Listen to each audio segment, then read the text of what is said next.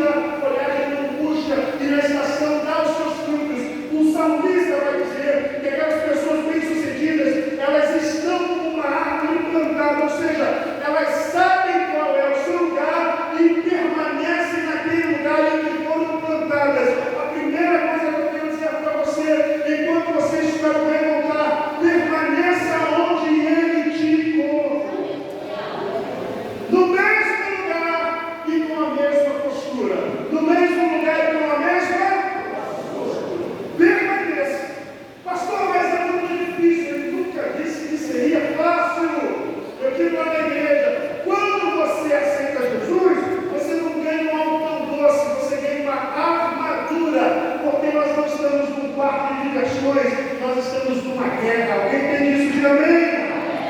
Então ele nunca disse que seria fácil, ele nunca disse que o caminho seria um caminho de flores, mas ele disse, no mundo vocês terão aflições, mas eu vou animá-los, tenham bom ânimo, porque eu venci o mundo.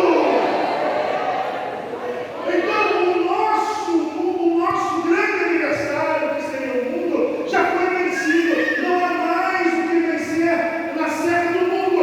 Nós lutamos contra o adversário, que é o diabo, mas o mundo está vencido. O mundo está subjugado aos pés de Cristo. O Senhor é a terra e toda a sua plenitude do mundo e todos os que nele habitam, diz o Salmo 24. Alguém crê que o Senhor está sentado no trono e que aqui na terra é o estrado dos seus pés, pode ser amém por isso? O Senhor governa todas as coisas.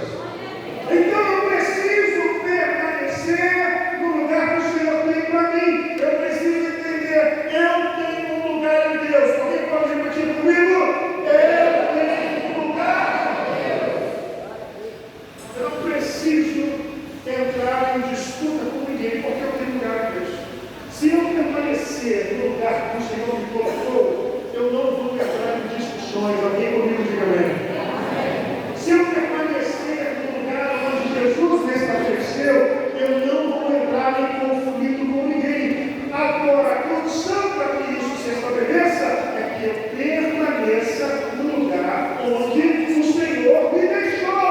Pastor, mas é que é difícil, é que acontecem algumas coisas, é que o Senhor não sabe a história toda, eu não preciso saber a história, eu não preciso saber se é fácil ou é difícil. Eu sei de uma coisa, que se você permanecer onde Ele te colocou, você será bem sucedido, você será bem sucedida, Ele te abençoará, Ele te dará forças, Ele te dará ânimo, Ele te sustentará, Ele vai te renovar, porque a palavra diz que os que esperam no Senhor renovarão as suas forças. Primeira coisa que esses discípulos fizeram e não deveriam ter feito, qual exemplo? Saíram de onde deveriam permanecer. Eles teriam que permanecer em Jerusalém, mas eles saem de lá e nessa saída começam a conflitar, começam a discutir por causa das coisas que aconteceram, começam a discutir por causa do passado, começam a discutir por aquilo que acreditavam e que não aconteceu, por aquilo que confiavam e não se estabeleceu. A discussão, ela é originada não por causa dos fatos, mas por quem eles saíram da posição. Então, deixa eu dar o primeiro conselho para você essa noite: não saia da posição que o Senhor te colocou. Continuando, nós vamos para o versículo 16, e no versículo 16 diz que os olhos deles estavam impedidos de conhecer. O que acontece?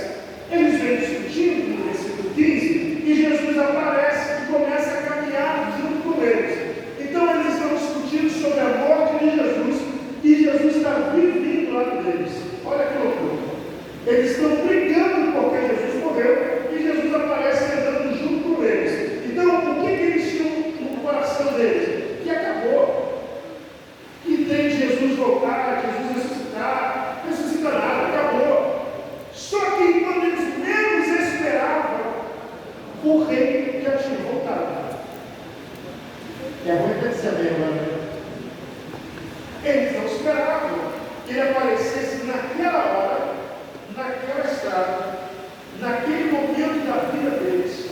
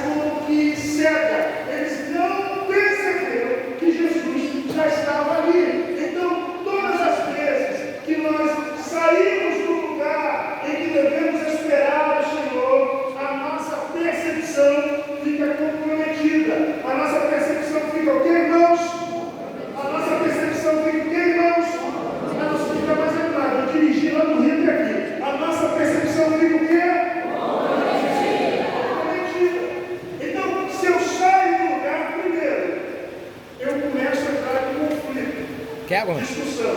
Segundo, a minha visão, a minha percepção fica comprometida.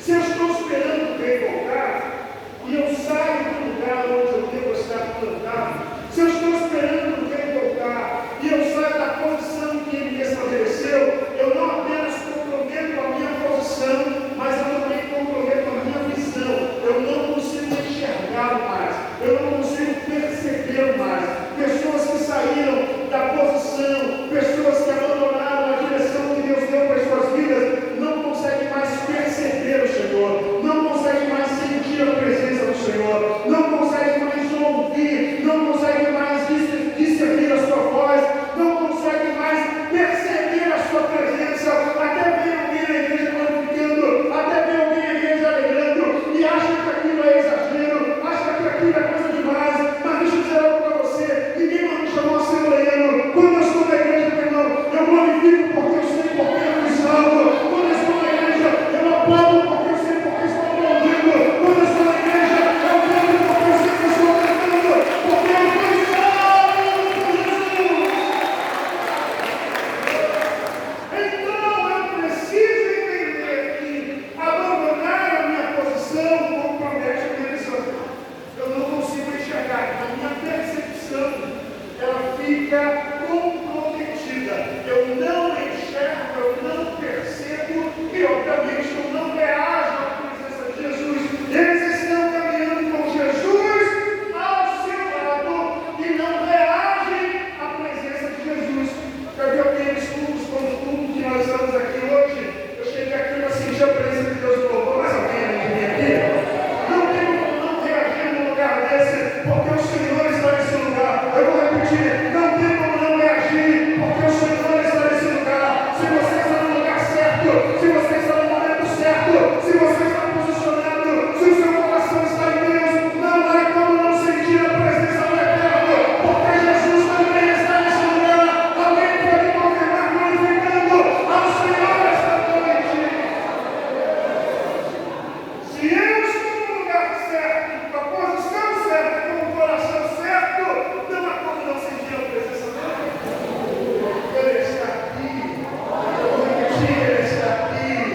A palavra diz que onde houver todos os três reunidos em meu nome, eu vou estar junto deles.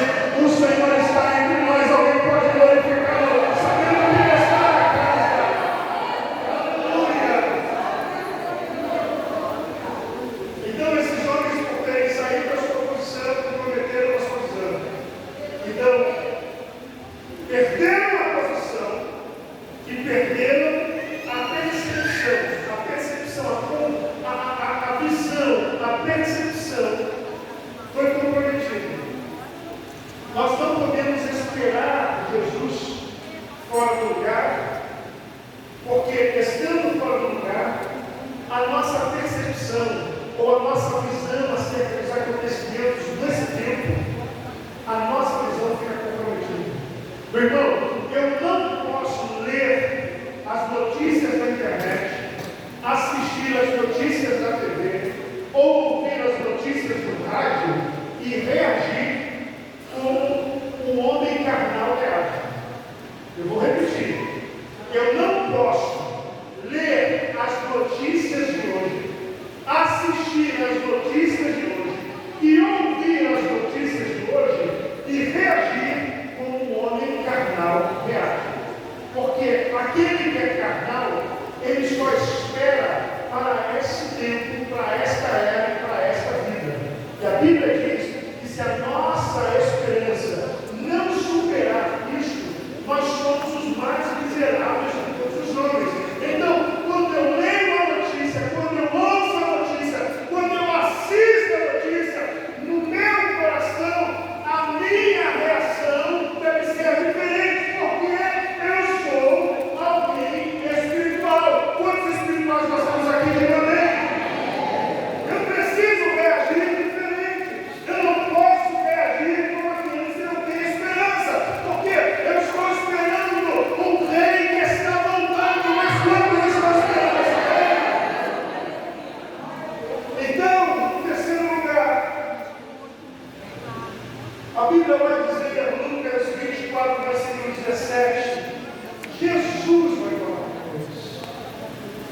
que é isso que nos preocupa e de que ides tratando à medida em que caminhais.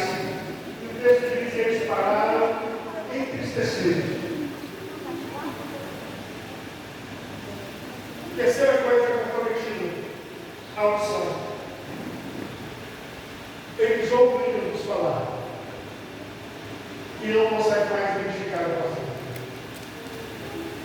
Eles ouvem Jesus falar e aquelas palavras que anteriormente traziam alegria, agora estão trazendo tristeza. Se você não está no lugar onde o Senhor te colocou, e você ouve a palavra de Jesus, essa palavra não produz alegria no seu coração. Essa palavra produz tristeza. Você fica incomodado com tudo. Agride demais. Eu só sei que eu gritando. Agora diz não. O outro fala baixo demais. E o outro fala rápido demais. E o outro fala devagar demais. O que tu quer, criatura, em nome de Jesus? O problema não são as pessoas. O problema é que você não consegue mais ouvir Jesus e se alegrar. Então não importa se o pregador vai chegar gritando, se vai chegar falando baixo, se vai falar rápido ou se vai falar lento. O problema não é o interlocutor. O problema é que você já não consegue ouvir a mensagem com alegria. E por quê? Porque você perdeu a sua posição, saiu da posição, perdeu a visão, perdeu a percepção, perdeu a audição. Exemplo disso? Adão. Ele era o apoio do fruto que o Senhor disse para que eles não comessem. O Senhor manteve a agenda de visitar a terra, o jardim, na direção do dia. Deus desce. E naquele dia Deus tem que chamar Adão. A Bíblia dá a entender que nas outras ocasiões em que Deus visitou Adão e Eva no Éden, Deus não precisou chamá-los. Mas Deus precisa saber chamá-los e dizer: Adão, onde você está? Você lembra o que Adão disse? Ouvi a sua voz no jardim e tive medo, porque eu estava nu. E aí Deus pergunta assim: quem te mostrou que você estava nu? Aí entra todo foi empurrado por uma mulher, a mulher acertei, foi empurrando todo. Mas o problema naquele dia é que a voz de Deus não trouxe alegria para o Adão. A voz de Deus provocou medo, tristeza em Adão. Tudo que Adão não queria naquele dia era ouvir Deus falando, porque ele tinha saído do lugar que Deus o havia posto. Se você sai do lugar que Deus te colocou, a voz de Deus é estranha para você. A voz de Deus te dá medo, a voz de Deus te constrange, a voz de Deus te deixa de uma forma apavorada ou apavorada. Mas por que isso acontece? Porque todas as vezes que você sai do lugar que Deus te colocou, onde Deus te estabeleceu, todas as vezes que você negocia a sua posição, a voz do Senhor, a visão que Ele te deu, a percepção que Ele te deu, tudo isso está comprometido e nós não podemos esperar o Rei sem estarmos na posição que Ele nos colocou. Eu tenho que permanecer ali. É interessante que o que acontece com Adão acontece conosco até hoje.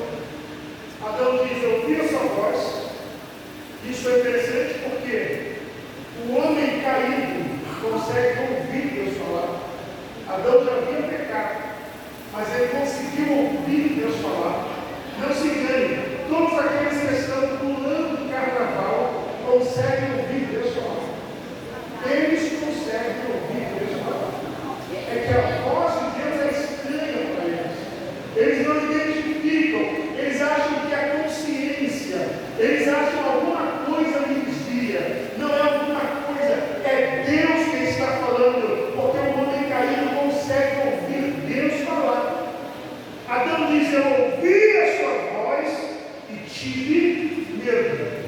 O primeiro sentimento que o pecado introduziu no mundo foi o medo. Ele tem medo. Até aquele dia, Adão não sabia o que era o medo. E aí o medo trouxe a vergonha. E a vergonha trouxe a fuga. Até hoje é assim. As pessoas que estão vivendo em pecado, não é as pessoas que pecam, as pessoas que decidiram viver em pecado. Essas pessoas têm medo de serem descobertas. Por terem medo, elas se sentem envergonhadas por aquilo que fazem, e por não quererem serem descobertas, essas pessoas fogem. Então, até hoje, o pecado produz no homem medo, vergonha e fuga.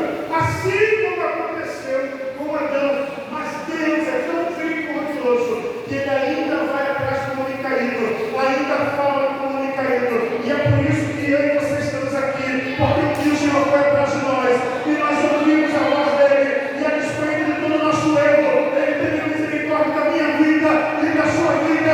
Ele poderia ter nos destruído, mas Ele não nos destruiu, Ele nos deu uma segunda chance. Alguém pode alegrar-se esta noite?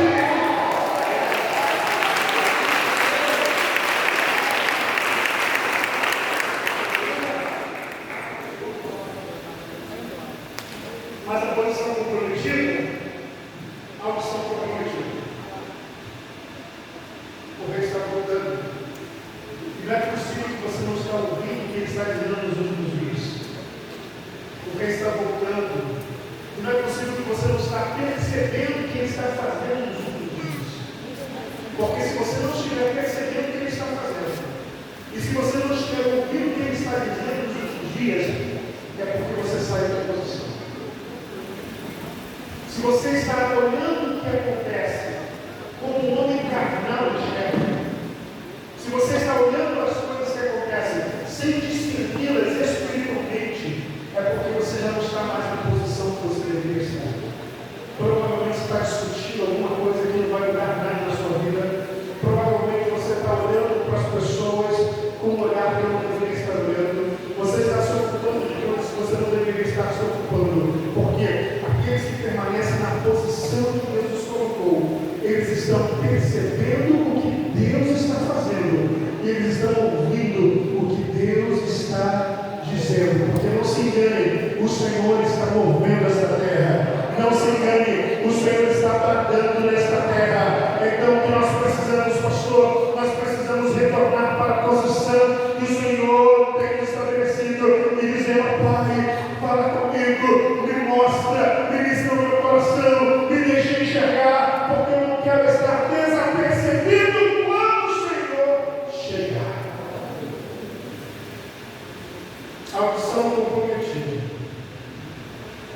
Versículo 18, capítulo 24. Continuando aí, a nossa leitura do que está acontecendo na vida desses 12 discípulos que estavam frustrados e desanimados, porque o rei havia ido embora e que não conseguiram esperar para voltar. Porém, chamado Cleópas, respondeu dizendo: És o único porventura que, tendo estado em Jerusalém, ignoras as ocorrências desses últimos dias?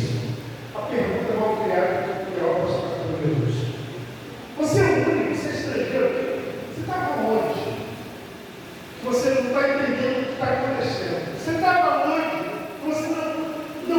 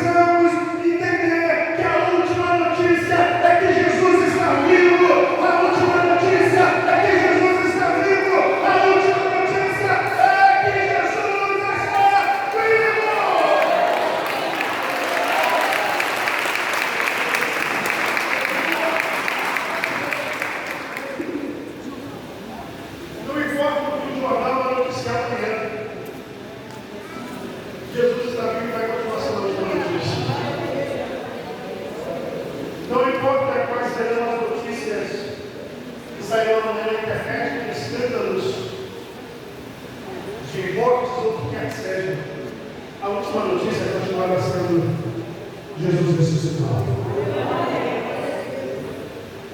Mas o que acontece com esses discípulos é que por terem perdido a posição, deixado a sua posição, a visão ou percepção foi comprometida, a audição foi comprometida, e o fato de dizerem para Jesus que existem notícias que ele não sabe, a pouco que eles estão vivendo fora do tempo do Senhor. Estão vivendo fora do tempo. Porque eles estão vivendo a sexta-feira ainda. E Jesus já está no domingo da ressurreição. Eu vou repetir, eles estão vivendo a sexta-feira, estão vivendo no luto. Sendo que Jesus já ressuscitou, já é domingo, já é um novo dia, já é um novo tempo. O véu já foi rasgado, já mudou tudo. O Senhor já tem autoridade, o Senhor já recebeu as chaves do céu, da terra, do inferno. O Senhor já tem autoridade, já está exaltado. Eles estão ainda pensando no passado, sendo que o presente e o futuro deles está diante deles. Quantas pessoas, por perderem ou comprometerem sua posição, não estão vivendo fora do seu tempo? Estavam esperando o rei voltar, mas expectativas frustradas fizeram que você saísse da sua posição. E hoje você vive fora do seu tempo. Para você dizer, eu não vejo nada acontecendo na minha vida, você está vivendo fora do seu tempo. Eu não vejo nenhuma novidade de vida, você está vivendo fora do seu tempo. Porque se você sincronizar o seu tempo com o tempo de Deus, se o nosso Cronos estiver alinhado com o Kairos, o Eclesiastes capítulo 3 fala muito bem sobre os tempos estabelecidos e tempos que estão para nós praticarmos toda a obra embaixo do céu. Há tempos determinados e tempos para o propósito embaixo do céu. Cronos e Kairos. Kairos é tempo de Deus. Cronos nosso tempo cronometrado. Se o meu cronômetro não estiver alinhado com o tempo de Deus, eu perco o time da revelação. Eu perco o time da revelação. O Senhor está do meu lado para me revelar algo poderoso. Mas eu estou vivendo fora do tempo. Eu estou vivendo dentro do tempo de passado. Irmão, quantas pessoas estão vivendo fora do tempo? Deixa eu dizer algo para você que eu acredito com muita regularidade. O diabo, eu acho que eu falei isso uma vez lá na igreja, no princípio. Deus faz promessas e o diabo faz propostas. Deus faz promessas e o diabo faz propostas. A promessa de Deus, nós temos que esperar no tempo para que ela se cumpra, sim ou não? A proposta do diabo é para você pegar a hora. Não é por Deus que espera, ele que pega a hora. Então, o que o diabo propõe? É que você, não que você esqueça da promessa de Deus. Perceba o que acontece com Abraão. Deus deu uma promessa para Abraão que ele seria pai de uma criança junto com Sara. O tempo está passando e aquilo não acontece. Aí Sara dá um lugar no coração dela para que o inimigo possa colocar uma sugestão, uma proposta. E ela vem com uma proposta para Abraão. Olha, se a questão do filho, e aí escravos não podem, são propriedades nossas, você tem um filho com a Agar, que é a escrava, e pronto, a gente resolve o problema do filho. Então, entenda qual é a estratégia do diabo nessa sugestão, nessa proposta que está. O diabo não vai propor que você esqueça da promessa de Deus. Porque senão você não tem filho. Esquece do filho. Vamos esquecer o nosso filho. Ela não falou esquece o filho. Falou assim, ó, vamos ter um filho com a H. E a gente pega e resolve o problema do filho. Então, o diabo não vai propor para você esquecer a promessa. Escute isso. A proposta é fazer com que você viva a promessa fora do tempo. A proposta é fazer você viver a promessa fora do tempo. Eu não quero que você esqueça a promessa. Por quê? Promessa fora do tempo é precipitação, é proposta. O diabo sempre vai propor para você que você consiga mais rápido com ele do que ficar esperando que Deus faça alguma coisa para você. Eu falo assim, se você estiver esperando Deus, tudo bem.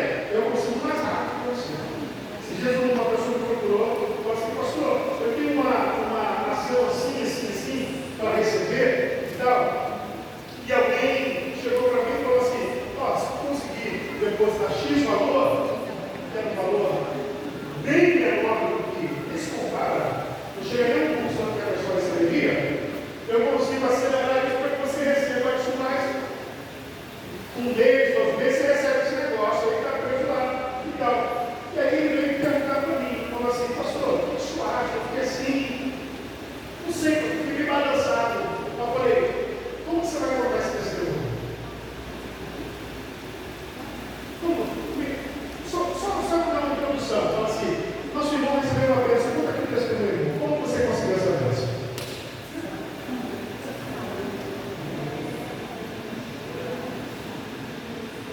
Aí você não dá olha, você não dá para contar testemunho? Não dá para ver isso. Porque tudo que a gente vive, tudo que a gente recebe, tem que ser um testemunho para a glória de Deus.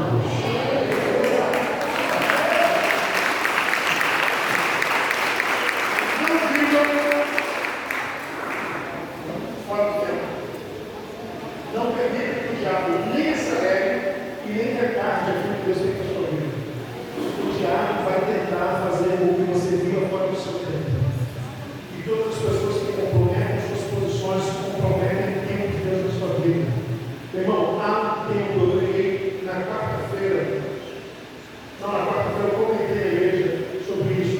Há um tempo de Deus para a sua colheita e para a minha colheita. Há um tempo de Deus. O próprio Salmo 1, versículo 3 diz que dá o fruto no seu devido tempo, na sua devida estação. Deixa eu dizer algo para você, isso tem que te animar muito. Eu já estou acabando, vai te animar mais ainda. Isso tem que te animar muito.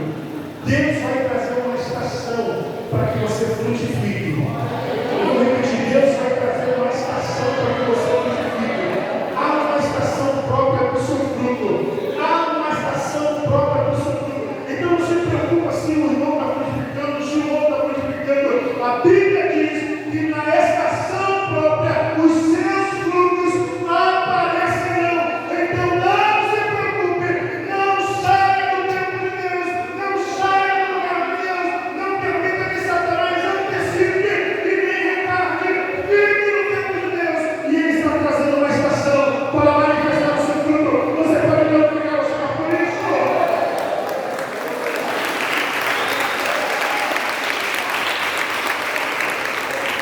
Versículo 19 e 21.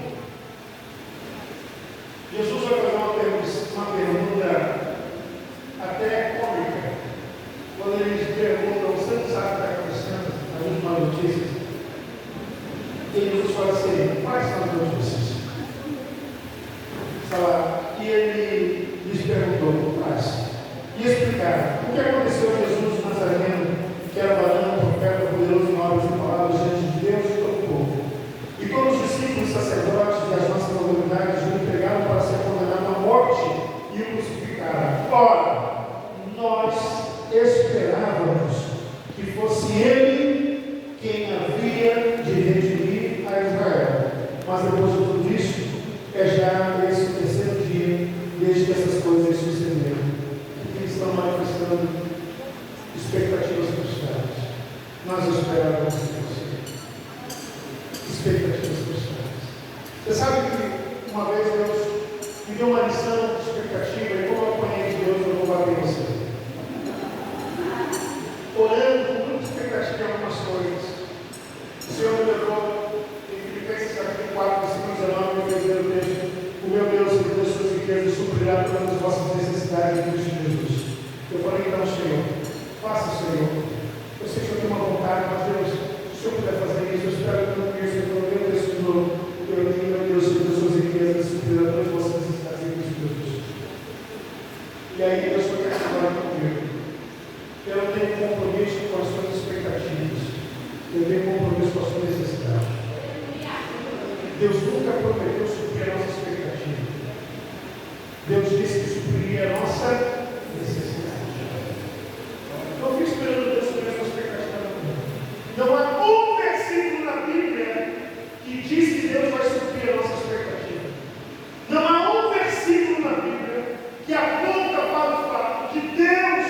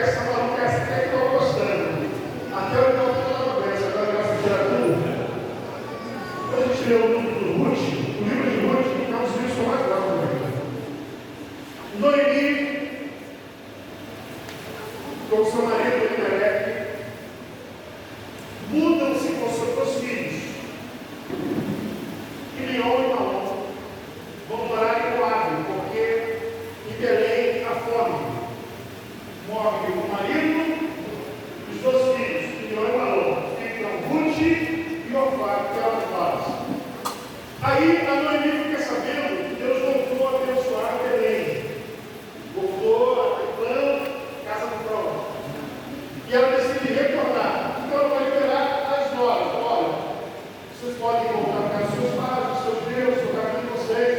Aí não, já funcionando, volta, porque eu não tenho mais filho. Imagina se eu vou ter um filho para dar para vocês. Não, volta e refaça sua vida. Vai embora. E a pessoa fala assim, não existe que eu vou embora, não. Ela fala assim, por quê? Onde quer que você pousar, eu pousarei. Onde quer que você estiver, eu estarei. O seu povo será o meu povo, e o seu Deus será meu Deus. Olha essa declaração. A gente coloca isso até no convite de casamento. Isso não é uma declaração apaixonada, não, tá? Isso é uma declaração de conversão. Ela diz, não importa. Eu não volto para a casa dos meus pais, e eu não volto para os deuses dos meus pais. Agora, o seu povo será o meu povo, e o seu Deus será o meu Deus. Faria todo sentido se ela estivesse falando que quer seguir alguém que deu muito certo para ela. Sim ou não? Não faria todo sentido. Na geração que a gente vive hoje de coaching, não faria todo sentido. Seguir alguém que deu muito certo na vida, ela assim fosse Noemi, uma mulher empreendedora, Noemi, uma mulher que saiu do zero e a vida deu uma guinada e agora é uma mulher muito conhecida com muitas posses. Faria todo sentido. Ruth dizer que ia seguir uma mulher assim. Agora vai querendo seguir uma mulher cuja vida é trágica. Perdeu o marido, perdeu seus filhos, não tem propriedade, vai voltar para sua terra para tentar refazer a vida de alguma forma. Ela quer seguir alguém que na ótica humana deu tudo errado.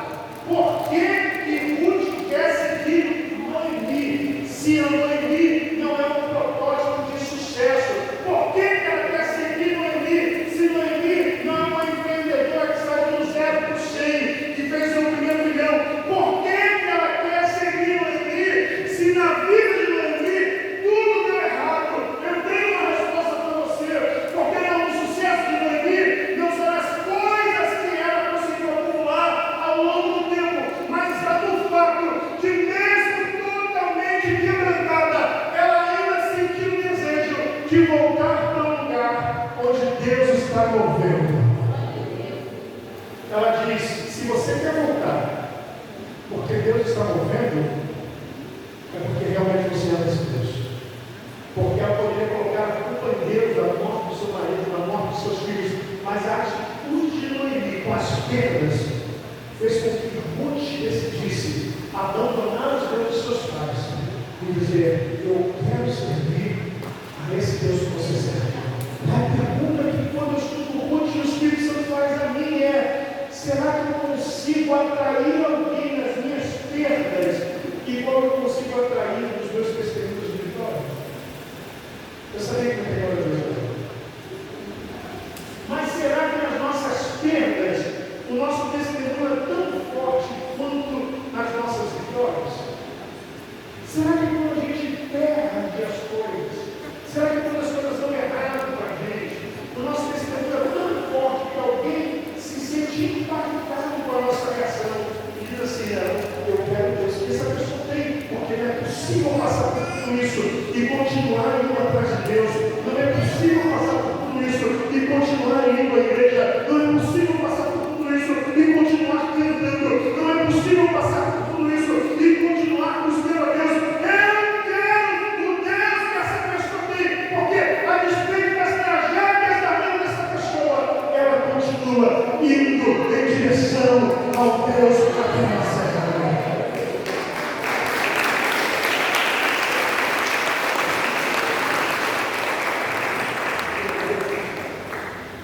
As suas expectativas frustradas te levam a uma direção oposta ou estão te levando para a direção que o Senhor tem para a sua vida? Esses homens, com as suas expectativas frustradas, eles vão embora. E eles dizem claramente, nós esperávamos que você. Não foi correto, não era verdade.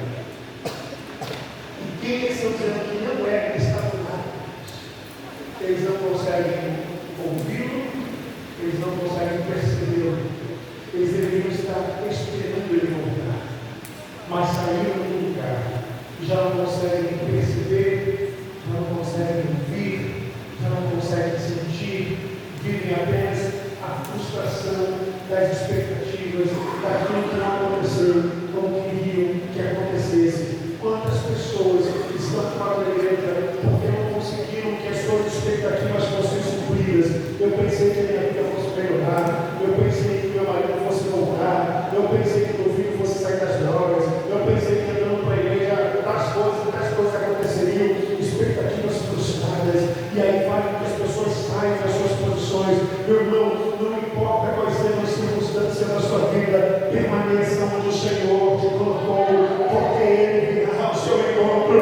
Permaneça onde o Senhor te colocou, ainda que esteja doendo, ainda que esteja um momento de sofrimento, ainda que você esteja passando por vales muito difíceis, permaneça onde o Senhor Deus te colocou, porque a sua posição, a sua postura vai desatar sobre você uma bênção sem precedentes. Permaneça. Para encerrar, agora de verdade, do versículo 30 ao versículo 35, Jesus vai fazer a menção de que não vai ficar com eles, eles chegam num lugar para descansar, e Jesus dá a entender que vai embora. Ele fala: não, fique com a gente essa noite, fique com a gente. E aí Jesus vai ficar por ali, eles pegam o pão para fazer uma refeição, e quando Jesus parte o pão, eles entendem que é o Senhor. É como se os olhos deles fossem abertos. Mas aí, quando os olhos são abertos, eles já não têm mais o Senhor do lado deles. O que as coisas brevemente, do lado deles, disseram: porventura, não nos ardia o coração, quando Ele, pelo caminho, nos falava. Porventura, não nos ardia o coração, quando Ele, pelo caminho, nos falava. Isso aqui é uma bênção, mas ao mesmo tempo é preocupante. Como que pode alguém sentir o coração arder? Como que pode alguém sentir que alguma coisa está acontecendo dentro dele? Um ardor no coração, uma chama acendendo. Como que o coração de alguém pode arder e a pessoa continuar andando na direção errada? Como que o coração de alguém arde e essa pessoa não faz o caminho certo, não faz o caminho bom? Como que é possível o coração arder e continuar tomando decisões erradas? Como é possível o coração arder e continuar tendo posturas equivocadas? Como é possível o coração arder e continuar tendo falas que não deveria ter, comportamentos que não deveria ter? Como é possível alguém com o coração ardendo ainda andar na direção oposta da direção e da posição que o Senhor tem para a sua vida? Como que pode isso? Algumas pessoas estão na igreja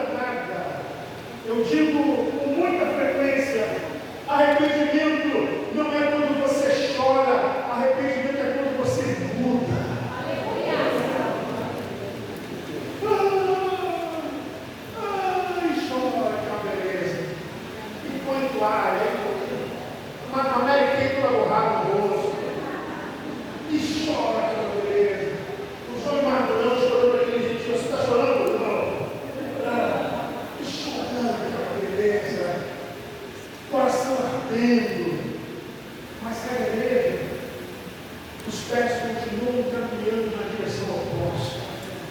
É porque a mensagem está tocando sua alma. E a alma é o centro das emoções. O fato de você estar emocionado não significa que você está mudando. O fato de você estar emocionado não significa que você está fazendo a vontade de Deus.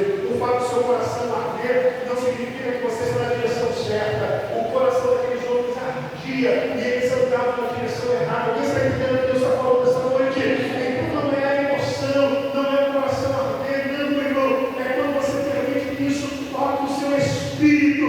O Espírito Santo comunique com o seu espírito. O Espírito Santo alimente o seu espírito para que você possa matar as obras da carne. E aí sim, a partir do momento em que a palavra toca o seu espírito, você vai mudar a direção. Metanoia vai acontecer. E ao invés de você olhar de passos largos para distante do Senhor, você vai parar e vai pensar: calma aí, o meu coração estava ardendo, não era à toa. O meu coração estava ardendo simplesmente por conta eu sonhei. Não, era o Senhor que estava me tocando, era o Senhor que estava falando comigo, era o Senhor que estava ministrando o meu coração. E o que acontece a partir desse momento?